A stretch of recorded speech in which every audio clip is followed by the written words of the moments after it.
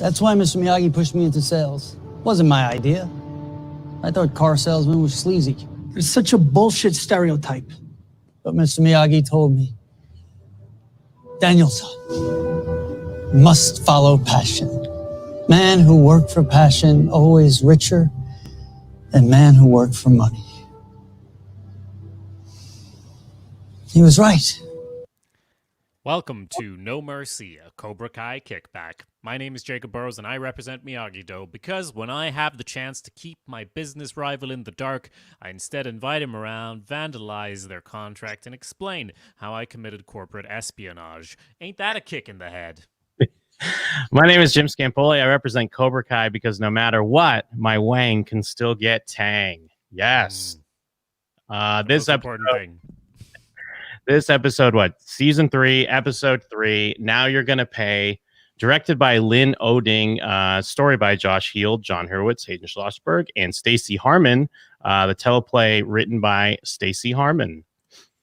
Very good. And as we all know, this is part of the big season 3 release washout. Did you want to talk about anything before we start diving into the scenes of this episode? Because I'm sure we'll have a lot to say once we start getting into it. But is there any overall, like, where were you at on your binge when you got here? My overall thing, and obviously, I mean, it gets more into it in the next episode, but it's enough here in this episode, is I'm not a big fan of the way things work out to get Daniel to go to Japan. Now, and I know you touched on this a bit in your overall discussion, like that it makes him a maniac, which I guess is kind of true. But I mean, the specifics of him getting to Okinawa will be different. That'll probably be more in the next episode. But I'm just saying, just in general, like, honestly, to me, it would just make more sense if he just specifically decides to go to Okinawa. You know, I know it's still crazy, but this whole thing about the dealership, and then they're going to buy it and he's going to lose the rights to the car. Like, I don't know. It's too much for me. And especially, like, not to spoil too much, but like, we never really hear about the car dealership again, you know, once this happens. So the fact that it's such a pivotal thing, although I guess maybe the quote at the beginning is more about how, like, you know, it's not so much that if this works out, they're going to be a big poppin' super making money dealership. It's just that the fact that they still will own it. Yeah. Because I don't feel like what happens throughout this thing is going to, like, change, I guess, if people are coming into their dealership. But I don't know. I didn't like it. No, sir. I didn't like it. Okay. I have a lot to say on that subject, but I think I'll hold off until next episode just so we can get into the details of the whole excursion, because obviously this episode ends with Daniel going to Tokyo. But yeah, I know I had opinions on that as well from the quick take, and we'll get into it in detail, I'm sure. I totally see where you're coming from, but so far in this, I'm like, big fight last episode. I definitely, like, with seeing ahead what will happen, I can see where you're coming from, but I'll save my comments until we get there. Yeah, and yeah, I guess we will save it, because I still feel like it's just because the lead up is all here. Yeah. And I don't know. It just didn't work for me. I would have bought it more if he was just kind of more on the outs with his family and he's searching for some sort of answers and he goes to Okinawa. But I guess that's still, I'm not saying that's even that great anyways. But even like some of the specifics that happen here, like how Anush decides to work for them again. But why would he do that? Knowing that, like, it's already on the downturn. I understand. I thought that was quite comedically handled there when he's like, wait, this isn't a sure thing in that scene, you know? Of course, but that makes him a very stupid person. Well, I thought it was very, like, it's very cinematic the way they're like, but also, like, it's so ridiculous that they draw a fuck you hand on the contract. I mean, that's why I screen capped that and tweeted it, because it's such a ridiculous thing that they put in this, because I think it's like played to triumphant music or whatever, but it's like clearly an insane thing to do. Like, as I was referencing in my intro as well, there's no benefit to this other than, like, personal gratification of telling him to fuck off and batten down the hatches and now there's only one way out. Instead of kind of stringing him along, going to Tokyo, seeing if you can figure it out, and then telling him to fuck off once you fix the problem. I don't know. Well, I mean, I guess Tom Cole is the type of person that you would want to do that because, you know, they purposely make him like a villain the way he has all these comments and everything. But also even like getting into the like just the details of what's happening here. So Tom Cole comes to buy the dealership. Mm-hmm. Why? Why is he doing this now when he already has this deal about to happen that's already going to put the LaRussos out of business? Why wouldn't he just do with his plan A, and when that works out, then come in and buy it for even less? Like, why is he trying to buy it now? And then also, like, I guess, because even then Louis is like, now I got job security. It's like, no, you don't. Your owners are in the other room, but talking about selling their business. Why would you even make this comment? And then Anush, I get it because he's like, you know, a friend. I kind of understand that he would give them the information, but I just, you know, if you're like, this is like a sitcom thing where it's like, I work at, you know, I have my own convenience store and they just built a supermarket across the street. What am I gonna do? If the supermarket is already putting you out of business, they're not gonna come in and be like, let's buy it now. I don't know. It just doesn't make sense to me. Well, I see how I read that was that this guy, Tom Cole, is just such a piece of shit that he's going to make them this offer now just for the satisfaction of having them refuse it and then later coming in with a lower offer and going, you should have taken the higher offer. It does, like, again, the scene with Anush, I thought it was funny when he's like, oh, this isn't a sure thing, but it's such bad business sense from everyone involved to not just go, we're not going to get Tom Cole to come in tomorrow. We're going to postpone that, and I'm going to fly to Tokyo, try to fix this. Anush is going to stay over there, so we know what's happening over there as well. I mean, again, it is corporate espionage already. I'm pretty sure they've already like violated all sorts of laws just by having him tell him this and then moving over and everything. But whatever. But yeah, just having him like stay there, and then you've done him a favor as well, because he can, in a worst case scenario, he can just kind of stay there, kind of a Snape situation, bit of a double agent. But he's not really given that option, and they decide to just do this big fuck you, which is very satisfying for them, but makes absolutely no sense. So in that respect, yeah, I agree. It doesn't quite add up. I do think it makes sense as a mechanism to get him to Japan, but yeah, I see where you're coming from. And I mean, I don't want to harp on this because I guess this is the cleanest way to do it without having to like have 2 more episodes of dealing with the dealership.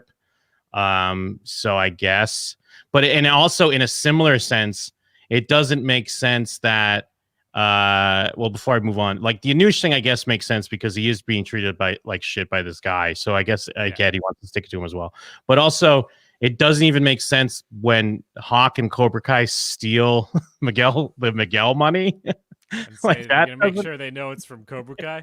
Like what is the point of that? Like, are they just literally stealing? I mean, I guess they're not stealing it from Miguel. Like, are they just gonna keep the money and go buy new dirt bikes and Cobra Kai helmets or something with it? But no, I guess they are. They're mad that Miyagi-Do's raising money for Miguel.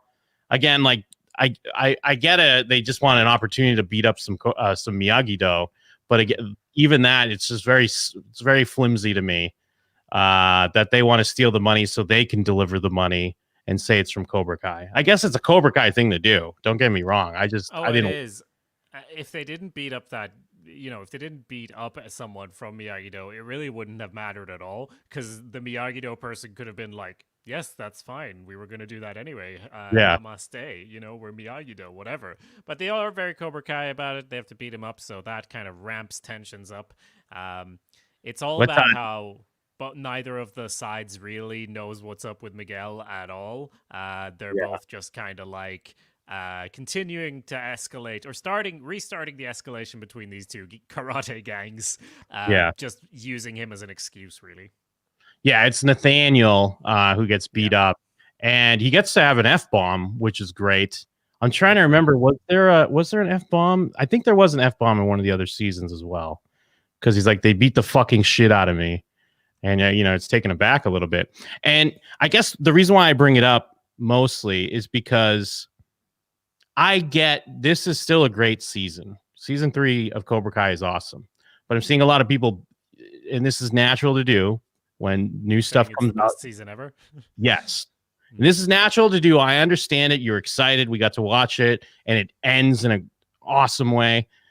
But things like this is why it's not the best season to me, because Cobra Kai has always been about having, obviously Daniel and Johnny like kind of butt heads and run into each other, and Miyagi-Do and Cobra Kai on a collision course. But I feel like some of these things, especially in these early episodes of the season, I don't think they wash as well. I don't think it starts to you start to see the seams a bit. At least in my opinion, it doesn't feel as natural to me. Well, I totally see where you're coming from. Let me pull us to the first scene of the episode then, because I kind of had a little bit of that feeling when Johnny marches into church and sort of says, bullshit to it's Bobby, right? That's yes, it's Bobby. Name. Yeah, because he's giving a sermon, and Johnny's marched in drunk, telling him that's bullshit, whatever shit he's talking. And I'm like, that's so ridiculous and over the top. And he kicks him in the head, like, to take him down, and it's kind of funny. But I'm like, I feel like this is so over the top of a scene that would happen, isn't it? Like, I thought it might be a dream or something for a little bit. And it's not bad necessarily, but it's also like so crazy. Also, when Johnny's like, is God gonna forgive what we did to those soccer mobs? I'm like, this is dark. Or it as long as it's consensual, it seems like it would be fine, Johnny. So this is a weird thing to say. And he gets kicked in the head, and I'm like, I guess I could see this happening right. Yeah, good point. I guess I could see this happening like right after the finale of season 2, because he's in such a fucked up place. But I feel like he's inched his way back a little bit from that in the past 2 episodes. Maybe I'm wrong, but I'm just like, it's so over the top. What do you think? Yeah, I do agree with that. It didn't like stand out to me too much when I watched it, but it's hard to argue what you're saying. And I guess, I guess to be fair, this is Johnny coming off of, I guess the last time we saw him was when Miguel's like, why did this happen? And he yells at him to get out. So he does put him back in a lower spot. But it is, I guess that's kind of Cobra Kai for you. Like, it has to be in the church in front of people, and he's like winking at a girl, like sitting in a pew or whatever. And Pastor Bobby gets to show his, or is he pastor? I mean, I know he's not a priest. Not a priest. He gets to show his karate skills to his clergy. Yeah, and I'm gonna stick with this storyline just since we've already talked about some of the other threads coming up. But just so they're kind of hanging out, talking there afterwards, and he is getting some good advice from Bobby, not to blame himself and everything. But basically, it ends up with from Johnny's point of view, he wants to help with the bills for Miguel's hospital and the specialist from out of town. Who could it be? And all that stuff. And Bobby's there to kind of offer to help him go in to see Robby. So that's kind of why he's there, and also to mention going to see Sid to maybe get money off his evil stepdad. And yeah, I mean, it's great to see Bobby as well, so I'm not really complaining about it. It's good for Johnny. It's good to see that Johnny has literally anyone in the world right now, because he hasn't really for a long time, and it does make sense for him to reconnect with another Cobra at this point. So yeah, so to get into some of the parts that work and that are well done with this is, I like that because Johnny is kind of coming to Bobby with the same questions that Miguel had for him, like, because he's like, I tried to do the right thing, tried to teach him not to show mercy, and then Bobby's telling him kind of the same stuff that Daniel was realizing, like talking to Sam, because he's just saying, you don't do the right thing because like something good's going to happen or whatever. You're just doing it because it's the right thing to do. So we're kind of getting, we're seeing they're both learning similar lessons, or they're learning about like what it means to be the good guy. And just because they're the good guy doesn't mean nothing bad's going to happen. So that works. And plus, I just love when he's eating the coffee cake. And the funniest part is that there's a big mess right underneath where he's sitting. That's my favorite. Asking, like, he doesn't know how they get the coffee in there. Yeah. How do they put the coffee in the cake?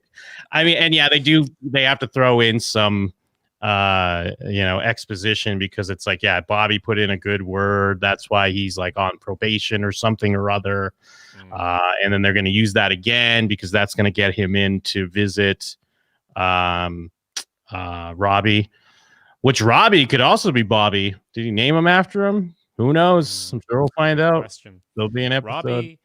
Robby, meanwhile, is having the storyline that always happens when someone goes to prison. So yeah. I guess we can just say that and move on to the next story. Like, it's not even bad. I don't dislike it. It's just, if a character goes to prison, the storyline you expect to happen happens to Robby in this episode. So it's not resolved at the end. So we don't even need to touch on it. You all know what happens. I mean, whether you've watched the episode or not, you know what happens when a character goes to prison. It's this storyline. It has to happen.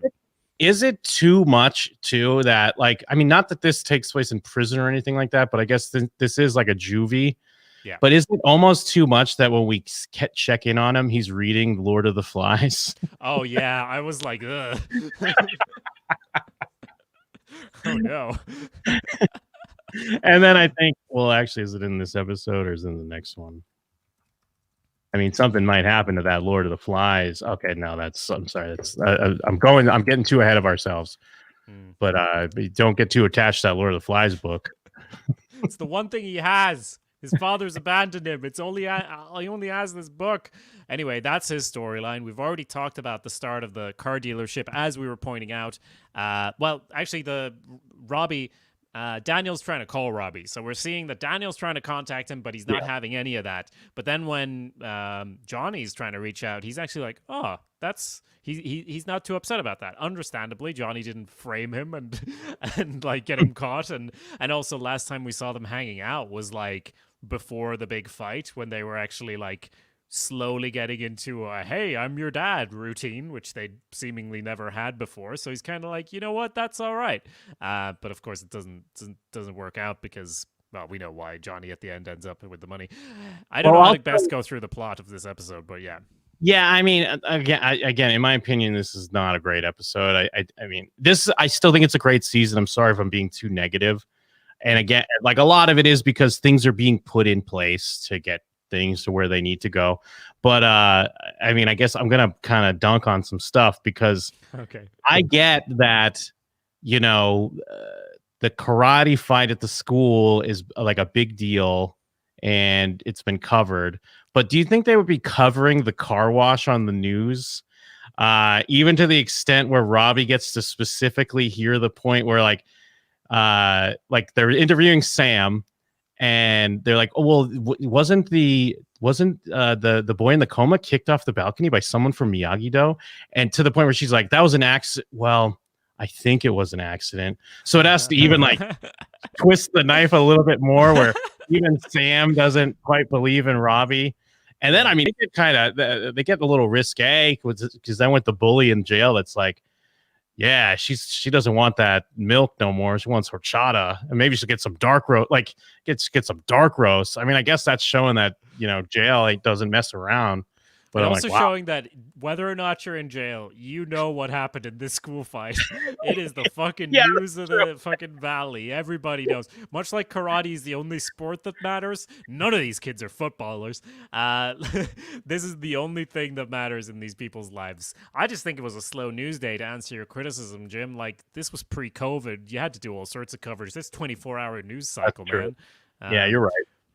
But yeah, they have all these sexed up high schoolers doing like an 80s style car wash for a charity. Of course, makes sense given the whole 80s influence. Moon gets to say that she's a sex positive feminist and her body is an expression.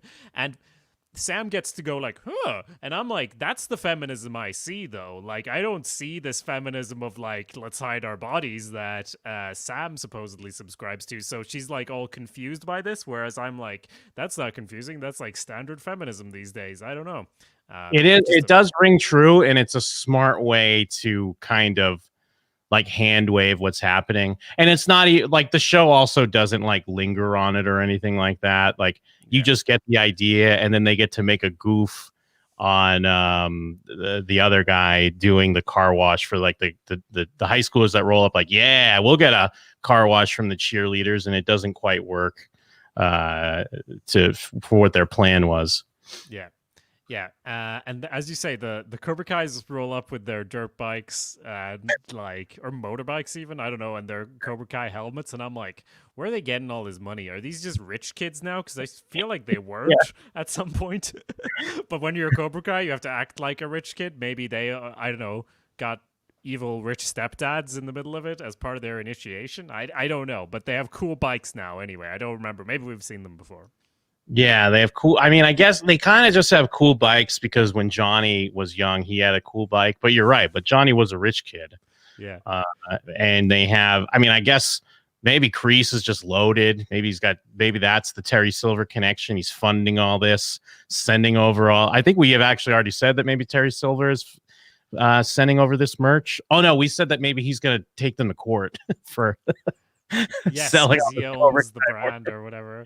Yeah. Yes, but that was before Kreese was there. Obviously, his boy. That's true. Yeah. But wait, what was I gonna say? It was something about that, but I forget. I guess it's about being rich kids and having like dirt bikes or motorbikes, whatever they have. Yeah. It just hey, they're the bullies, and they're. Kreese was in a homeless shelter last season, so I feel like he's not buying the dirt bikes, but whatever. I mean, I guess. You could find coupons for Vistaprint very easily. So maybe they're just going on Retail Me Not, or they're just looking up promo codes, ordering decals. You could just put a cool decal on a helmet. You don't have to get it specially made. Yeah, it's mainly the bikes that I'm thinking of when I'm thinking of the price, but sure. They can be maybe Hawk is the one that found Johnny's Cobra Kai car, sold that. And then they use that money to get cool dirt bikes and cool helmets and all kinds of good stuff. You know, Hawk would be driving that shit around, though. He's like so bought into the Cobra Kai brand. And he'd be right. I mean, I would want that car. But anyway, it would not fit me. John, I do want to take it back before we move on. Just kind of going back to some of the scenes with Tom Cole and like the LaRusso auto. We have, I mean, he makes like a mean comment about like, you know what goes up, goes over the balcony or something. Like just, he's that heartless that he hates LaRusso auto, that he, like a kid he doesn't even know who's in a coma right now. He's going to crack jokes about it. Then they have the back and forth where Anush mentions that Louis said the most Goomba thing you've ever said. And then he has to be like, hey, that's our word. And then he's like, is it? And he's like, I don't know. And I don't know what this back and forth is. As a Goomba myself, I'm going to say that is our word. I thought it was funny, but then I was also like, Jim's going to have an opinion on this. Jim's a Goomba. It is funny. I'm just being that guy. They talk guy. About Scandi fucks, which is a derogative word, of course, for people from Scandinavia and Northern Europe. Ooh, I haven't heard that one. No, that was a joke. The Scandi fucks. I mean, you would just say it random. Like even if you didn't know that was a slur, you would just say it. That's true. I thought it was funny, because he's like, Goomba, that's our word. And he's like, yeah, I don't know. But I didn't like the way you said it. And he's like, fair enough. And then they just chit-chatting. I like that. We also skipped over a pretty important scene because Sam shows up at the hospital. Obviously, Sam and Miguel haven't had a chat before. And I'm trying to remember exactly how it goes, but it's pretty awkward is basically the gist of it, right? Yeah. Like it's kind of Yeah, it's like an awkward back and forth. He mentions he's got the surgery coming up. She gives him the card, the "You Occupy My Thoughts" card, and they have Let's a talk about this fucking flashback, Jim, because I don't even mind most of the flashbacks, but here I really feel like it's only detrimental when it actually takes away from the scene, which I feel like it does do here, because it's a card that says "You Occupy My Thoughts," and we get to see Miguel kind of give a little because before then they're kind of arguing a little bit about what happened, even though I'm sure neither of them intends to. They just kind of end up talking about how anyone can be a everyone's got a sob story or whatever. It doesn't make it okay to be a bully, because talking about Tori and how she had a hard life, and she doesn't want to hear any of that shit, obviously, because she caused the whole fight. She in her mind, I mean, Tori's a big part of the reason Miguel's there, rather than Robby, though Robby's there as well. Yeah, so the card. She hands over the card. It's kind of a sweet little thing, and then they have the flashback, and I'm like, I think this is an example where it takes away from the emotion of the moment, where we get to remember along with Miguel if we see his face and understand the connection. But if you just show it to us, it's it's telling and not showing. The old show don't tell. This is a great example of, instead of having us do like an emotional memory together with Miguel, you're literally just showing it to us. So you're telling us you should feel this now, instead of trusting us to feel it ourselves. Well, and also, like, I don't subscribe to this theory, but now that Cobra Kai is getting more and more popular, I'll just run into randos commenting on the show just in the wild, like whether it be on social media or whatever. And I've seen a lot of people try to shit on this show for the acting. And I guess I can't fully defend it in some cases. I mean, even some of like Bobby, the actor that plays Bobby in this episode, he's got some borderline delivery, but I don't think Miguel, like, even if someone thinks that the acting on this show is bad, Miguel's not part of that. And it almost does come off that like they don't trust him to sell the moment, but he could sell the moment and we can remember it. So yeah, you're right. They don't need to have this flashback. He could sell it himself. And taking it back a little bit, he does apologize. You may have mentioned this, but he does apologize to Sam for it happening, like, because he's yet another character. Like, as we've been seeing, everyone blames themselves for what happened, except Tori. Yeah, except Tori. Yeah, one who started it. But yeah, I don't know. Yeah, I completely agree with you. I wasn't even going to call out this flashback, but I'm glad you did. Yeah, I just feel like even if you watch this and you don't immediately remember, like, yeah, in season 1, they had, like, their relationship mascot was an octopus, which he literally says to Tori in the previous season, and there's a whole thing of him making a video clip of them and an octopus, so you're probably going to remember it. But if you don't remember it, you're still going to go like, that's a silly card. Like, of course he's going to smile at that. And then later you get to realize, oh yeah, it's the relationship thing. Yeah. It's like a thing. If you rewatch it, you're like, that's why he got the octopus card. It's okay to have those moments where the extra weight of something is added later rather than just copy pasting it into this current moment. Anyway, Hawk shows up, ruins the mood. This is kind of an expression of what happens later, where they're like fighting over Miguel, but like Miguel doesn't give a shit because he's just worried about his legs, but they're worried about who's to blame.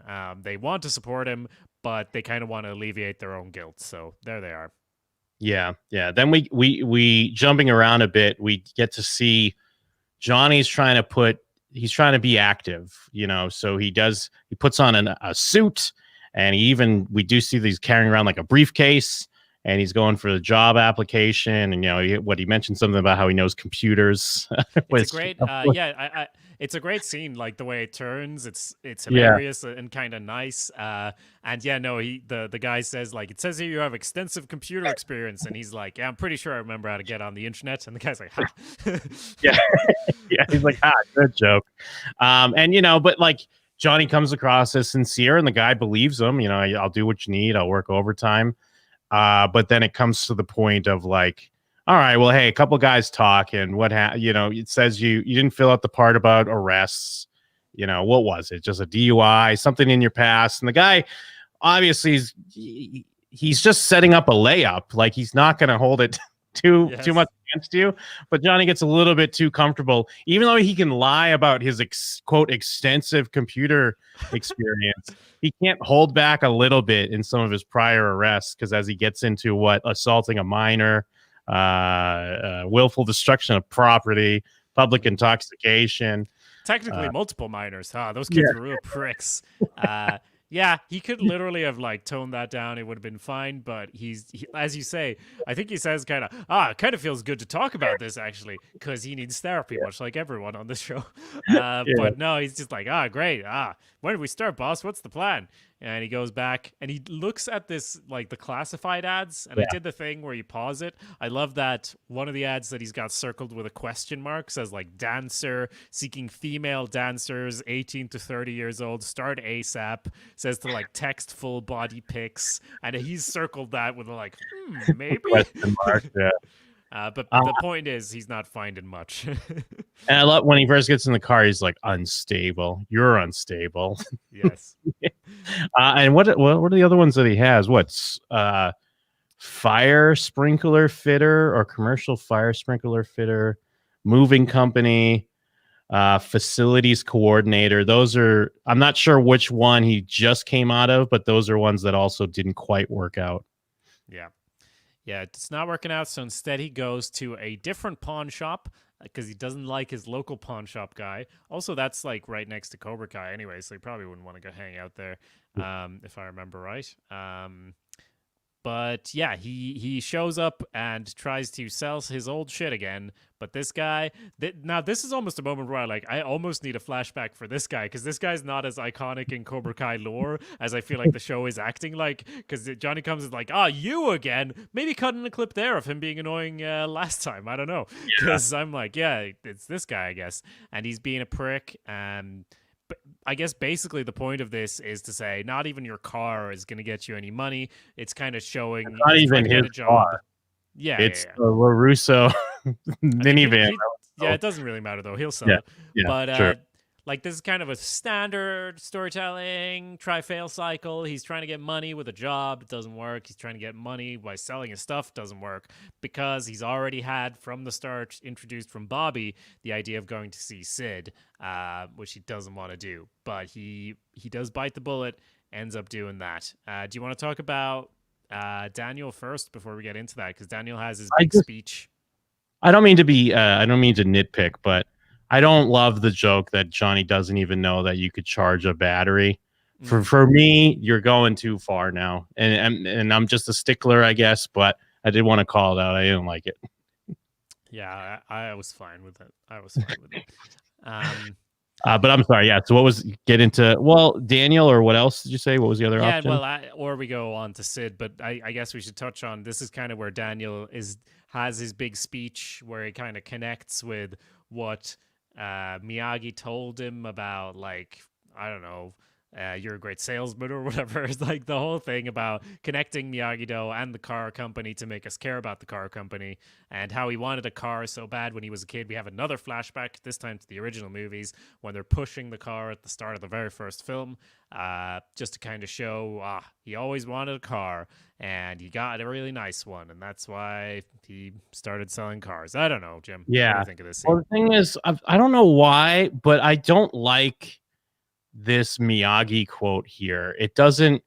I've talked about it a bunch, or we both talked about it a bunch, that I feel like typically they do a great job of filling in gaps that's not in the movies, and it feels very true. And again, I maybe I'm just being a stickler. I'm sorry if I'm annoying people that enjoy this episode or something, but I don't know. It didn't feel as I don't know. It didn't feel as true as some of the other times when they've done stuff like this. Because it's like a man who works for passion, always richer than man who worked for money. It is funny that they cut to his wife, and she's like, it's kind of supposed to be like heartfelt, like clearly he said this before, but it also is like, all right, here we go again with the fucking Mr. Miyagi quotes. We get it. No, but they could have fixed that, the issue you're describing so easily, because they could have been like, the man who worked for passion always richer than the man who worked for money. And Daniel's like, and I asked him, where did he get this great wisdom? And he said, Yeah.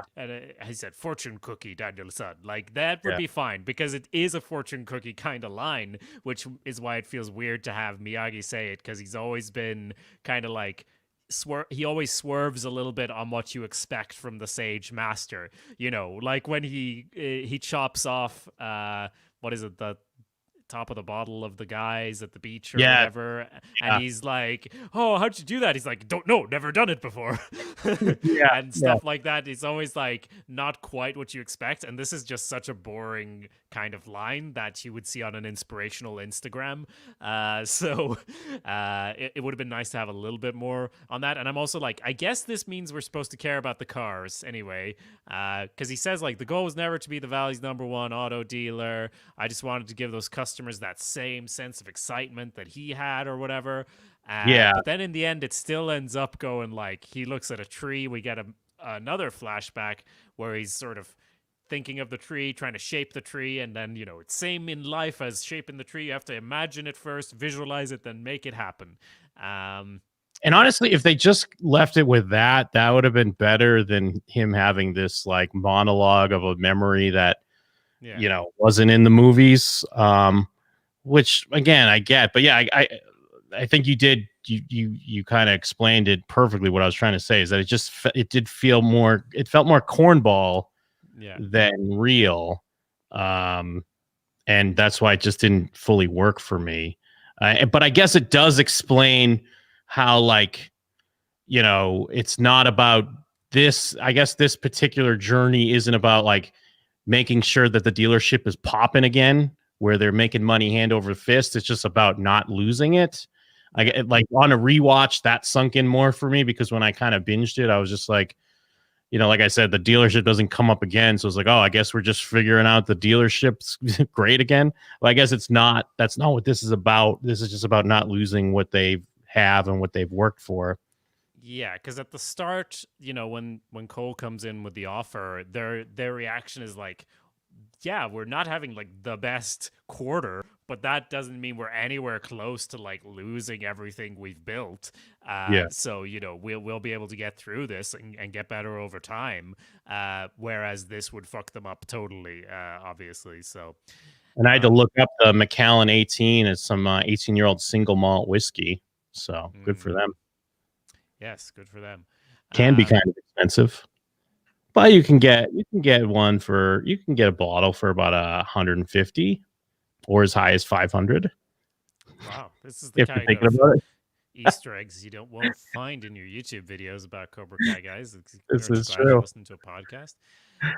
Johnny goes to Sid, played by Ed Asner, who is so good in this scene that he kind of steals. Like the scene is so good, it's very predictable what happens, but I just love this scene. I love Ed Asner's performance here as Sid, and I had a really stupid thought, I will admit to, where I was like, I wonder if this is the same guy who played him in the original, and then I was like, oh, Johnny's dad's not in the fucking Karate Kid films. Obviously, it's not about Johnny back then.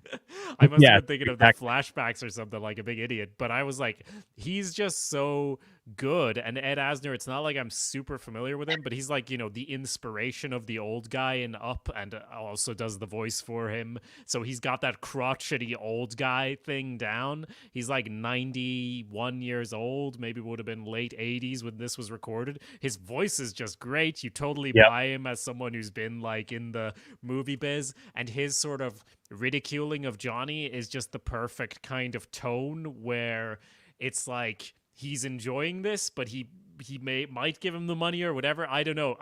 He's so believable for someone who's just in this to be a piece of shit in like one scene, you know? Yeah, no, I agree. And especially like, I mean, I don't know if he's supposed to be the same age in the show, but it's, you know, a person like that, once you get to be that age, you're not going to just change. So you're just going to revel in like the villain that you are in a way. But also, not to sidetrack it a bit, because I do agree. I think it's a well done scene, and it's nice how it kind of starts out on the statue or the sculpture or whatever it is, and that ends up being the thing he steals at the end. But and I haven't looked into this, but I'm sure there are YouTube videos or Reddit threads. It's very pointed the way that he mentions like Johnny's actual father. And I started thinking like, so I guess in the Karate Kid movie, it's just they don't really even mention much about like his parents. And then the show kind of set up the idea that he had this rich stepdad. And then I'm like, wait, so did Johnny's father die? And then I'm trying to look, and I guess I don't know if there is really an answer one way or the other, but it does now. It's like now that we've had Allie and stuff like that, I'm sure the big things now is like, who's Johnny's father? And then that's probably something. Do you think that's something we'll see in the future? Jim, obviously, he went to South America, started working kind of in the crime field, maybe had a kid who had another kid, and he's actually, Johnny is Miguel's grand uncle or something, a grunkle. That's the only reasonable explanation, Jim. Yeah, and I'm not trying to even open up this can of worms, but it felt kind of pointed, but also I do like that what the Cobra Kai showrunners do. They like to play with that as well. Yeah. And like even like people were always speculating who's Tori's mother, and I mean Miguel's father was a big thing. I guess those are things we could see. And yeah, what if they share the father? Who knows? We'll see. Yeah. Anyway, I just wanted to say Sid's great, especially when he's like, Pope John Lawrence the First. Like, I wish I could do that voice and that like over the top acting that he does, but it's so believable. Johnny kind of threatens to let loose some hash brown Me Too information on him, which also adds up that I'm sure this piece of shit would definitely have some stuff like that in his closet, but he doesn't care. I'm too old to give a shit about that. So Johnny steals the sculpture on the way out. And speaking of theft, we have the Cobra Kais rolling up and stealing the car wash money again. It's still gonna end up with Miguel, I guess. So wouldn't have mattered if they didn't beat him up. And then we kind of already went through a lot of the scenes here where they do the old reveal to Tom Cole, which makes no sense, but it's satisfying. And then the whole Miyagi-Do gang show up at Daniel's or at the LaRusso house, and it's actually Sam that opens the door and finds out what's happened. And this sort of starts Sam on this journey of being more the leader of Miyagi-Do because Daniel's fucking busy. He's going to go do some other stuff that we'll get into next episode. Although at the very least, he's busy with like stuff he should be busy with. Usually it's for 5 minutes. Spoiler alert, for 5 minutes, though. We'll get into that next time. And then, Johnny's back at the hospital. Again, I don't want to nitpick, but I don't think you just walk up to a nurse and hand them a check. I would have loved that nurse just walking out like, this is my lucky day, my payday. But I do love that they play with the whole theory that, Allie was going to be the surgeon because, they have the blonde woman. You can just see her from behind. And it's even like framed where like Johnny just so happens to be there when it cuts back. And it's almost like it's going to turn around and be like, oh, my God, Allie. But of course it isn't, which is great that it isn't, because that would have been terrible if it was. Yeah, no, it's great. But Allie, is she like a pediatric surgeon? I don't remember. Like, is that a fact we know? They did mention that she was like a pediatric doctor. I don't know if I don't know if maybe they did say surgeon. I forget, but they did kind of mention that she was like a doctor for kids. Yeah, no, it's great stuff. I kind of like, because I didn't build up the hype in my head as much. And then when I watched it, I was like, oh, is that going to be Allie? It's like, no, it wasn't Allie. So it wasn't as much of a twist for me because I didn't build it up beforehand, but it still works great. And this is kind of also importantly, Johnny, Johnny couldn't have timed this better. Well, he could have, because he could have gone to see Robby. But he couldn't have timed this better for Miguel and getting in good with the family, where he's trying to anonymously leave a big donation, and they happen to just see it. Like, that's some fucking Machiavellian shit if he did that on purpose, but he didn't because he's Johnny. So, of course, he's kind of in good with the fam again, and Miguel's abuela asks him to stay and pray during the surgery. And I'm kind of like, on one hand, I'm like, yeah, it's the surgery. It's important that he's there at that specific moment, whereas Robby's going to be in juvie for a while, so he could show up there any time. Except I would be like, I would be annoyed at you, Jim, if we set a time to record and you never showed up and never called or texted or Yeah. anything. And imagine your father, who's never been there for you, is going to show up in jail where you're getting beaten up and everything, and he doesn't show. Yeah. So Well- I get why Robby's hurt here as well. But as we know, I mean, Johnny's phone is still on the beach, and he never got a new one. So it does work at least there. But, and I mean, this is nitpicking. Like, this is just the classic Cobra Kai where things are just add up to timing, and that leads to these like misunderstandings. But he could have just been like, I mean, surgeries last hours and hours. Yeah. He could have just been like, I got to go see my son real quick. I'll be back in about an hour. I mean, I don't know. That's, you know, this is drama. This is storytelling. Those things go out the window. He's not like, it's not like he's choosing Miguel over Robby, but you can't blame Robby for seeing it that way. Absolutely. So that brings us to the end. We obviously see Daniel is in Tokyo, Japan. So we'll get into that loads next time. But for now, I think that pretty much wraps up the episode. So, of course, you can go to showswhatyouknow.com for all our coverage of other shows. Like, we have discussed every episode of The Sopranos. We also have Blank Meets Blank, where we make up a TV show every episode. And in Real History, we talk about the historical context of various historical films and TV. And we would very much appreciate if you took the time to leave a review on Apple Podcasts, because we have separate feeds for all of our different shows. So even if you've left a review before on one of our feeds, just do it on all of them, please. It would really help us out. Absolutely. Anything else, Jim? There's one more thing. Oh, what's that? Strike first. Strike hard. No mercy.